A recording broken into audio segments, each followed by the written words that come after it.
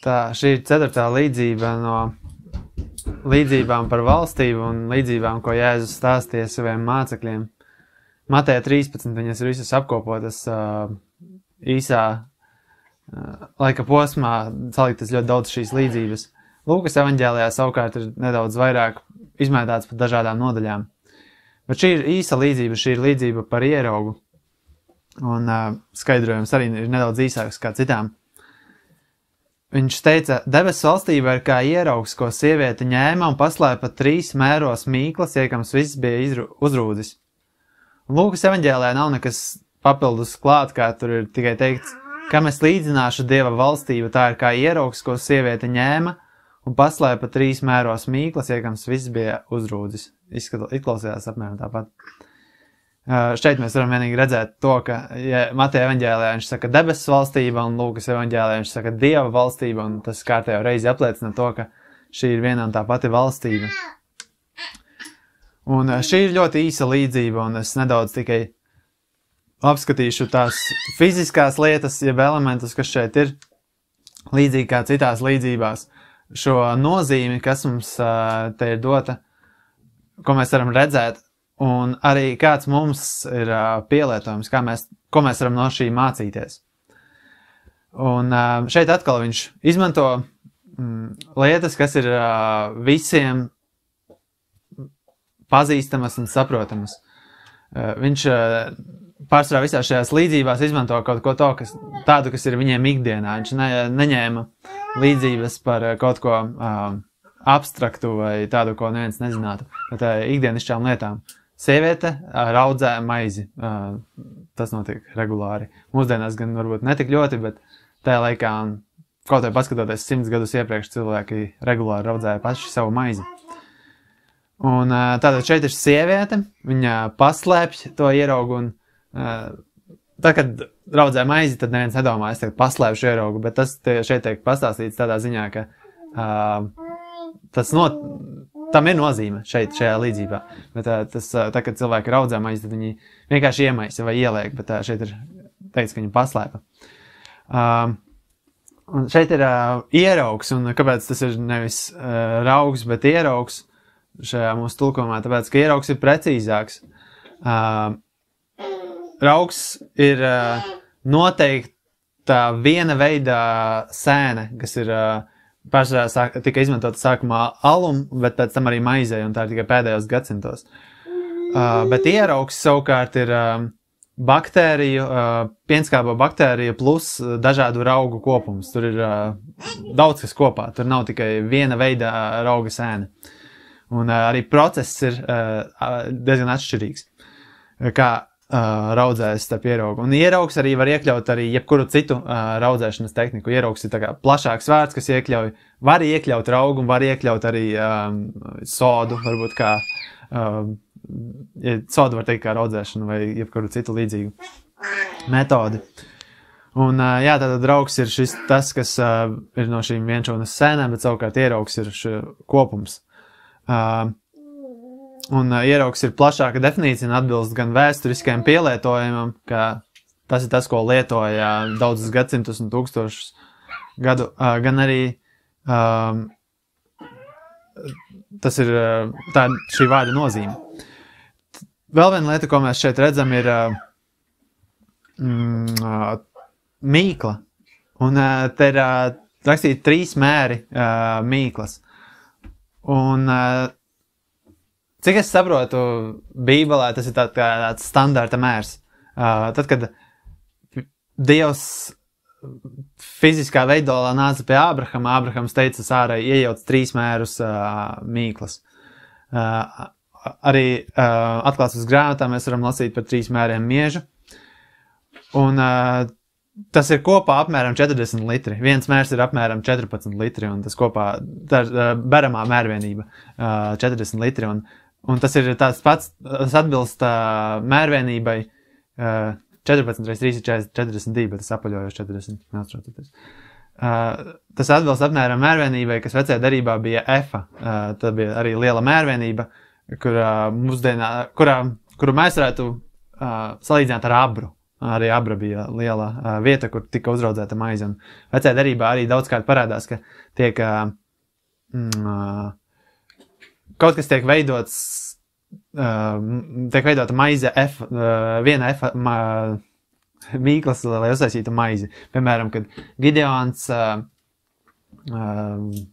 ziedoja, vai arī, kad Samuēla māte nesa ziedojumu uz templi, viņa nesa vienu efu. Tas laikam tāds bija standarta mērs. Šeit arī iejauca 3 mēros mīklas. Un pēdējais, ko mēs redzam, ir, ka viņi iejauca un paslēpa, un tad iekams viss bija uzrūdzis, tad notika šis process.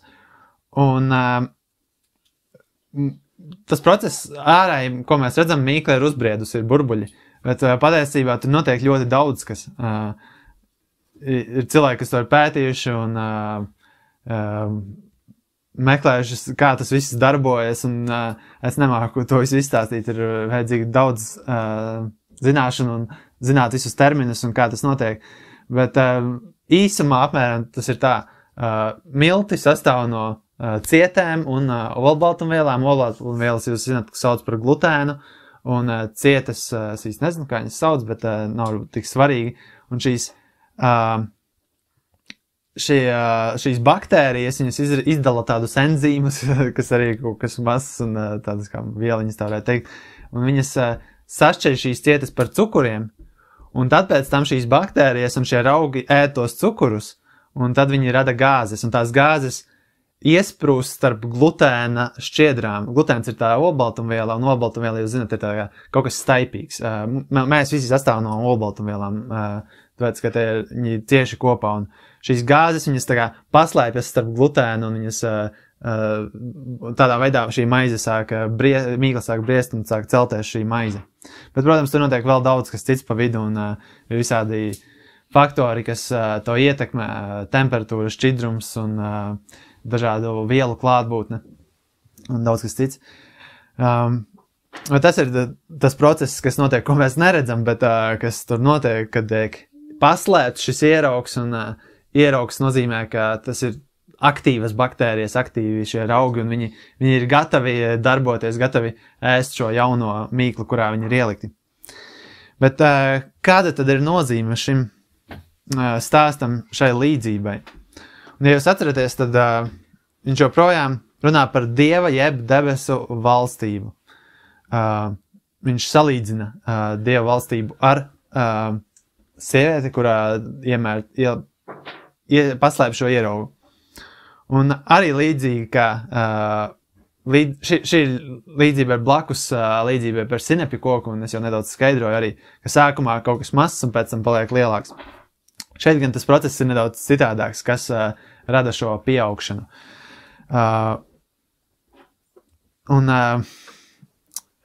Tur bija, bet tur ir šis process, un tas parāda šo progresu, ka tur arī līdzīgi, ka sākumā bija šī sēkla, viņa aug, un pēc tam kļūst par zariem, un tad koks ir gatavs, jeb augs ir gatavs. Šeit arī sākumā ir mīklā bez ieraugas, tika paslēpts šis ieraugs, un kad ir uzraudzēts, tad ir gatavs, un tad maize ir gatava likt ugunī, jeb krāsnī. Un, ja mēs skatāmies uz ieraugu bībelē, tad ieraugs bībelē, es varētu teikt, 100%, ja neskaitas šo raksturvietu, kur nav tieši pateikt, bet 100% tiek runāts par to, ka ieraugs ir kaut kas slikts, kur ieraugs tiek vienmēr salīdzināts ar kaut ko sliktu. Ieraugs pat par sevi nav slikts, tāpatās arī kā neviena cita lieta no tām, kuras, ja es pieminu kā sliktās, kā airenes, piemēram, pašas par sevi nav sliktas, vai arī putni, viņi nav paši par sevi slikti. Bet šajās līdzībās viņš parāda kaut ko, kas raksturo slikto.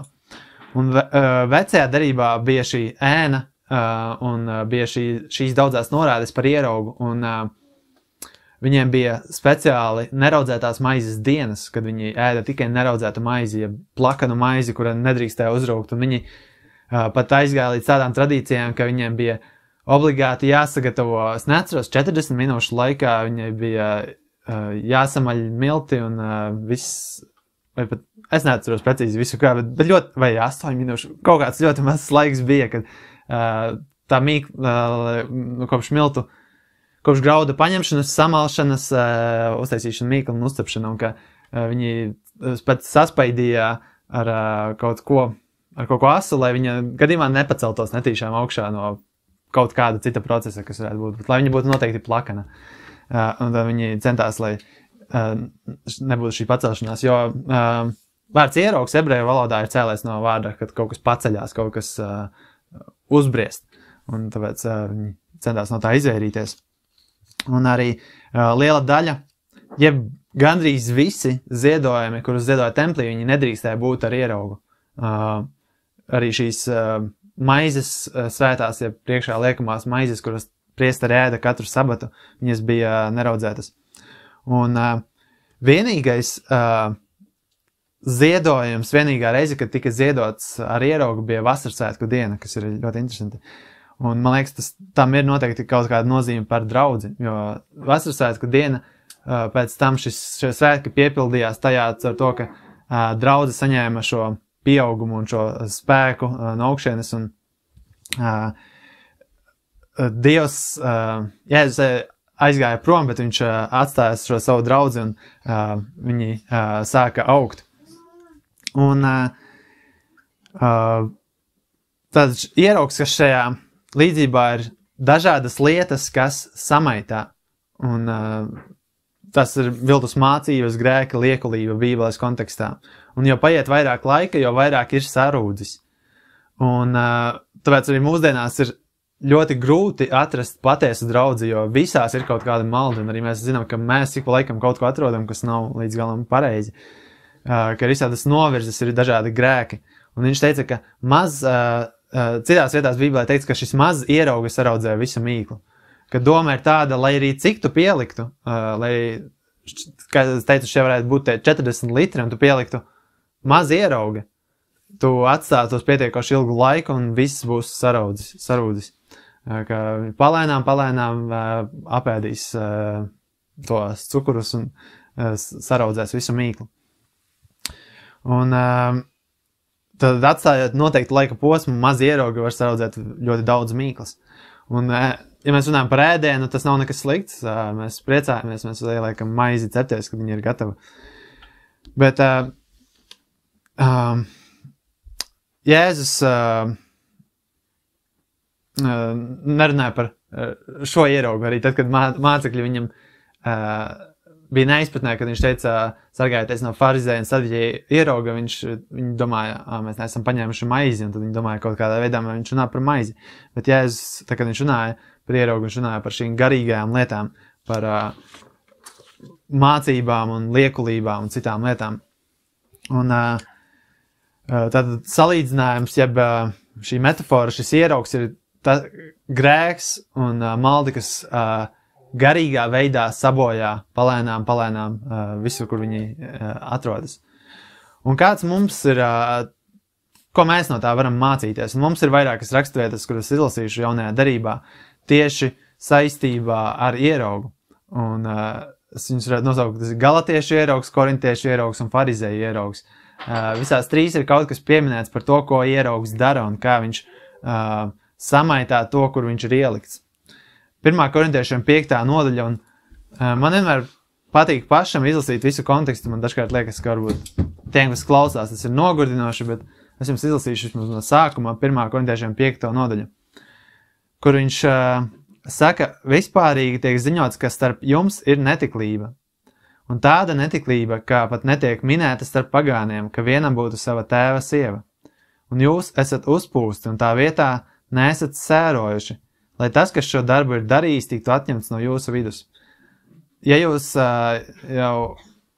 jūs klausēties, jūs jau pamanījāt, šeit ir dažas lietas, ko viņš stāsta par to, kas ir līdzīgi mīklai, kur viņš saka, starp jums ir netiklība. Tātad viņi ir šī maize, jeb mīkla, un viņš saka, starp jums ir netiklība. Jūsu vidū ir šis ieraugs. Un viņš saka, ka šis tiktu atņemts no jūsu vidus, viņam ir jāpazūd no jūsu vidus, lai viņš nesaraudzē visu pārējo. Jo viņš turpina un saka, ka viņš mūsu kunga Jēzus Kristus vārdā, kad jūs esat sapulcējušies kopā, un mans gars ar mūsu kunga Jēzus Kristus spēku, nodot tādu sātana miesas iznīcināšanai, lai gars tiktu izglābts kunga Jēzus dienā. Jūsu lepošanās nav laba, vai nezināt, ka maz ierauga saraudzē visu mīklu? Tāpēc izmēziet veco ieraugu, lai jūs būtu jauna mīkla, kā jūs esat neraudzēti.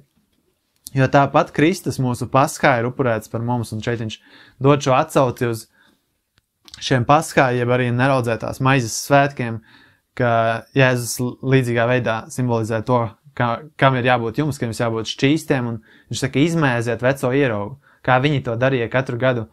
Viņiem, laikam, tad nebija tādas tradīcijas, ka jo daudz gadus labs ieraugs ir, jo daudz vairāk gadu, jo labāks ieraugs, viņi katru gadu, laikam, bija jātiek vaļā. Viņš saka, izmēziet veco ieraugu. Pirms paskā, pirms šīs neraudzētās maizes dienā, viņi šo veco ieraugu izmet ārā, un viņi taisīja jaunas neraudzētās maizes, un pēc tam droši vien atkal sāka šo procesu no sākuma, atkal sāka taisīt ieraugu. Bet viņš runā par garīgām lietām, un viņš saka, vai nezināt, ka maz ierauga saraudzē visu mīklu, un viņš saka, izmetiet šo no sava vidus. Un viņš saka arī tālāk, tāpēc, lai svinām svētkus, interesanti, ka viņš saka, viņš nesaka, nerunā par kaut kādiem konkrētiem svētkiem, kas viņiem būtu jāsvin, bet viņš atsaucas uz šo vecās darības paražu, ka viņiem bija šī nedēļa, kad viņi svinēja šos svētkus, bet viņš runā par draudzi kā kopumā, kā draudzes dzīvi. Un viņš saka, ne ar vecu ieraugu, nedz ar ļaunumu un nelietības ieraugu, bet ar neraudzētu sirsnības un patiesības maizi. Un tad viņš stāsta, ko nozīmē izmēst veco ieraugu. Un viņš saka, es jums rakstīju vēstulē nebiedroties ar netikļiem.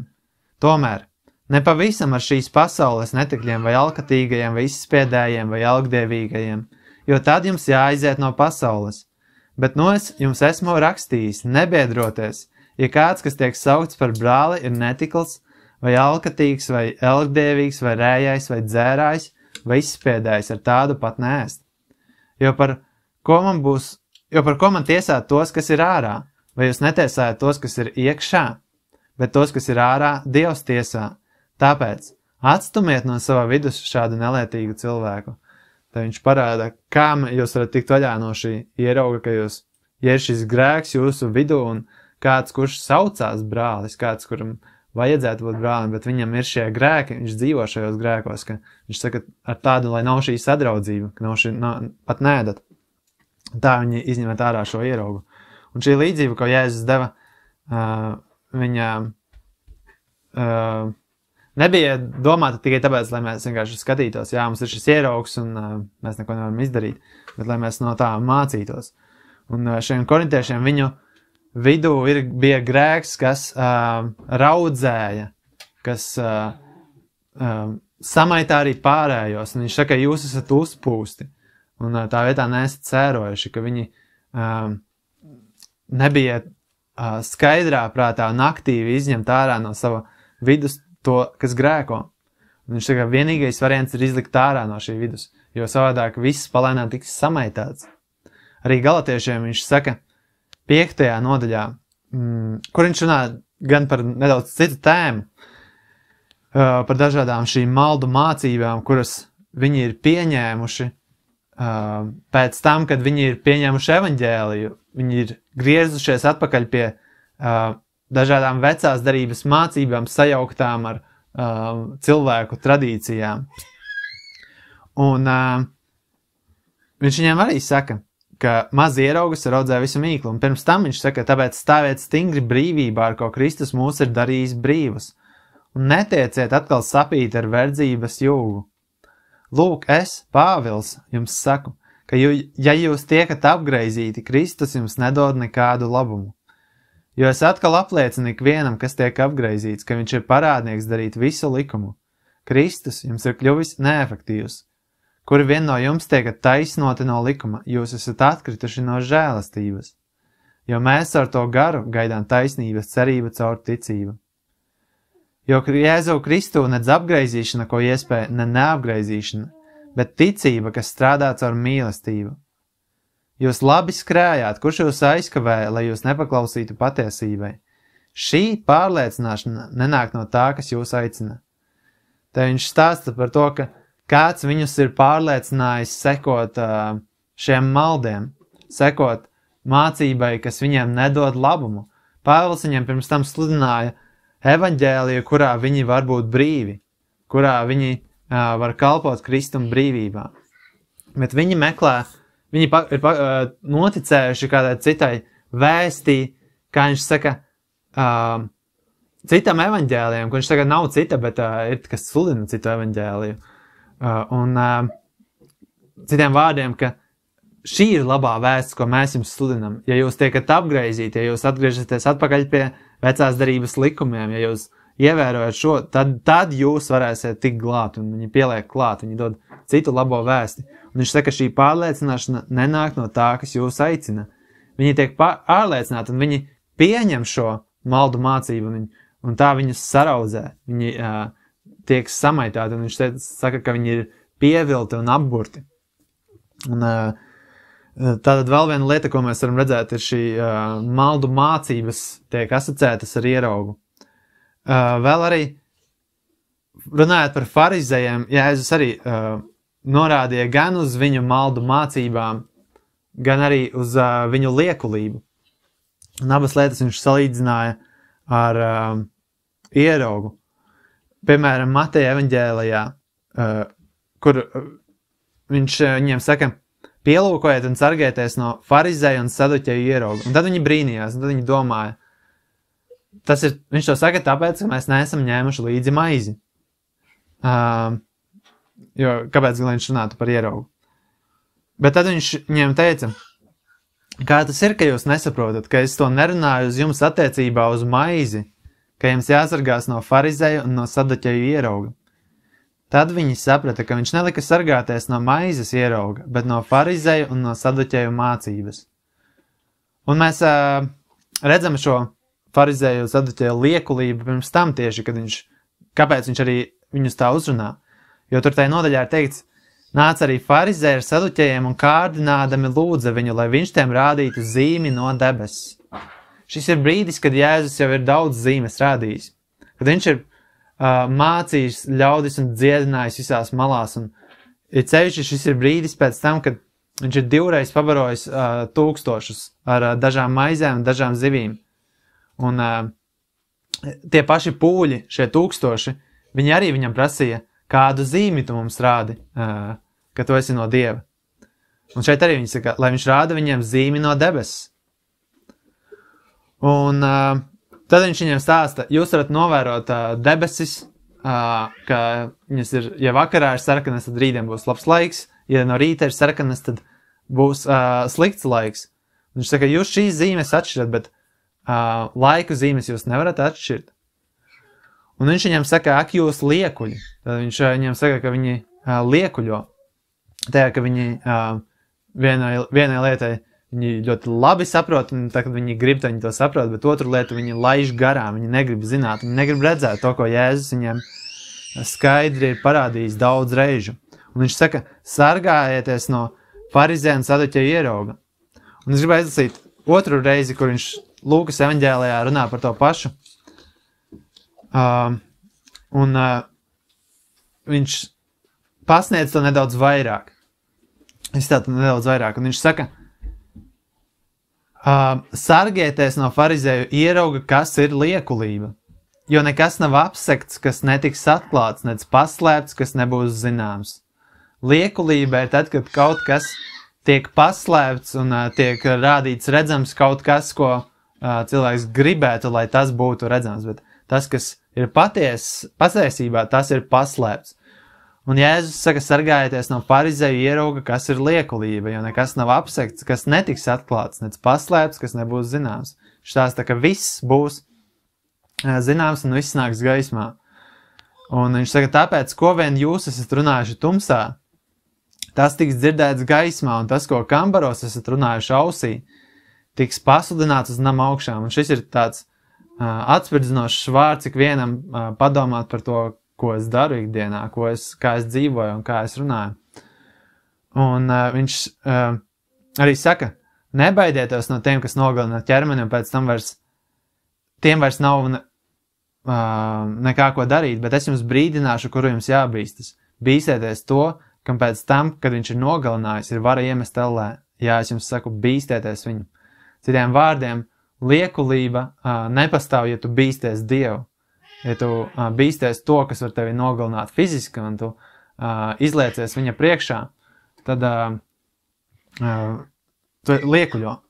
Bet ja tu bīsties to, kurš ir spējīgs pēc tam, kad ir nogalināts ķermenis iemest ellē, ja tu bīsties patiešām viņu, tad tu meklēsi būt tīrs visā vietā un neliekuļots.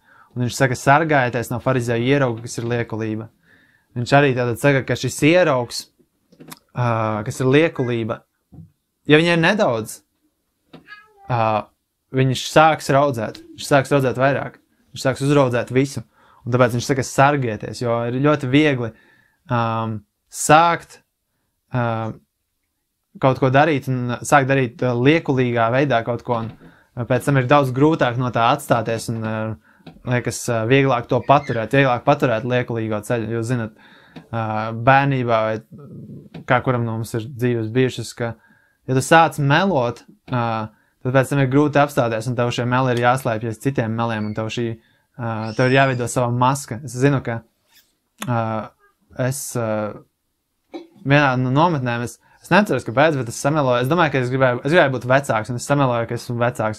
Un man pēc tam nācās visu laiku to stāstīt, tāpēc, ka tika uzdot kaut kādu jautājumu. Man liekas, man bija 14 vai 13 gadi, un es teicu, ka man ir 16. Un tad kaut ko runāju par baltajām tiesībām un visu kaut ko tam līdzīgi. Es sapratu, ka es nevaru runāt vairs patiesi, un visu laiku ir jāmelo. Jā, tas bija diezgan grūti, smagi. Bet es domāju, ka jums katram ir bijusi tādas situācijas, kur tu kaut ko esi izdarījis un tu mēģini to apslēpt un arvien vairāk ir jāapslēpj. Un viņš saka, sargieties no šī veida ierauga, no farizēja un saduķēja ierauga. Un principā, tā kā viņš runā par šo debesu valstību, viņš runā par draudzi, kad draudzē tas tiek iemaisīts šis ieraugs un viņš plānām visu saraudzē. Un es nesaku, ka šī līdzība visu to māca, ko es te gribēju paskaidrot, bet tas, ko es uzzināju par šo mīklu, kā viņa darbojas, ieraugs visu neiznīcina. Viņš apēd tikai daļu no mīklas. Lielā daļa paliek, bet tajā visā mīklā, visādās kabatiņās tiek paslēpts tas raudzēšanas process, šīs gāzes, kas veidojas, un tas ir tas, kas notiek. Un Jēzus tā, kad viņš runāja, viņš bija pirmais, kurš jau iesāka saviem mācekļiem stāstīt par to, ka jāizvairās no šādām lietām. Ka, ja mēs atstājam visu brīvplūsmā, ja mēs atstājam visu vienkārši tā, kā tas ir, un neparūpējamies par to, lai mēs būtu tīri un šķīsti, šis ieraugs, viņš būs iekšā, un viņš palēnām piepildīsies, un viņš sāks visu saraudzēt. Un Jēzus iesāka mācīt jau saviem mācekļiem, un sargājieties no šīm lietām, izvairieties no šīm lietām. Un jaunajā derībā kopumā ir ļoti daudz pamācību šāda veida, atteikties no dažādiem grēkiem, pārbaudīt visu, atmest to, kas ļauns, izmest no mūsu vidus lietas, kas nav vajadzīgas, lietas, kas apgrēcina, neļaut iesakņoties šīm lietām. Jo arī, lai cik maz būtu ierauga, viss tiks izraudzēts, kā viņš saka. Un šis ieraugs, viņš neiznīcina Dieva darbu, bet viņš samaitā pa vidu. Līdzīgi kā mēs skatāmies ar mīklu. Viņš neiznīcina, tā varētu teikt, mīklu. Milti joprojām paliek kā tādi, bet pa vidu ir ļoti daudz šīs gāzes, kas tiek parādās un kas tur visu uzpūš un samaitā. Tā varētu teikt. Un arī vēl viena lieta, šī nav gluži tas, ko šī līdzība saka, bet tas ir tas, ko es varbūt izdomāju savā prātā. Bet tad, kad maize tiek uzcepta, visi ieraugi pēc tam nomirst. Un paliek tikai mīkla jeb šie milti, kur ir uzceptā veidā. Un es nezinu, es nedomāju, ka šī līdzība tieši konkrēti to māca, bet to mēs varam paņemt no šī tā, ko esam sapratis, ka tad, kad Jēzus nāks un viņš visu pārbaudīs tur uguni, kā arī ir teikts, tad paliks tas, kas ir paliek un visas sliktās lietas vairs nebūs. Bet jaunā derība tātad ļoti daudz par šo māca, un kā es teicu līdzībā par sinepju koku arī, sinepju sēklu, ka šīs lietas, ko Jēzus mācīja, viņš nerunāja tikai par skaistām lietām un par to, ka debesu valstība, viss vienmēr būs perfekti šeit uz zemes un jums viss vienmēr viss sanāks un jūs uzaugsiet un visi nāks pie ticības, bet viņš runāja par šiem aspektiem, kas ir šajā pasaulē un kas samaitā. Un jaunā darība par to runā. Piemēram, par šo sakni, kurā rūgtuma sakni, kā viņš saka ebrejiem 12. nodaļā, kura uzaug un visi, nav visi, bet daudzi ar to tiek apgrēcināti. Sākumā viņa ir maza un viņa ir sakne, bet viņa uzaug un daudzi tiek apgrēcināti. Tāpatās arī jaunā darībā dažādas šīs raksturvietas par to, ka ienāk maldu mācītāji, ienāk viltus brāļi un viņi ar labām runām pieviļ vientiesīgos sirdis vai novērš no ticības, iedēst tā kādas šīs maldu mācības. Un ka tas viss notiek, tā ir realitāte, ka mums nav jādzīvo ilūzijā, ka draudzē vienmēr viss būs ideāli, bet tas, ko Jēzus mums mācīja, ir, ka mums ir jābūt modriem un skaidrā prātā un jāredz, ka tādas lietas notiek, lai šis ieraugs viņš nesaraudzētu, lai mēs izmestu ārā, kā Pāvils teica. Tas arī viss pagaidām par šo līdzību. Āmen.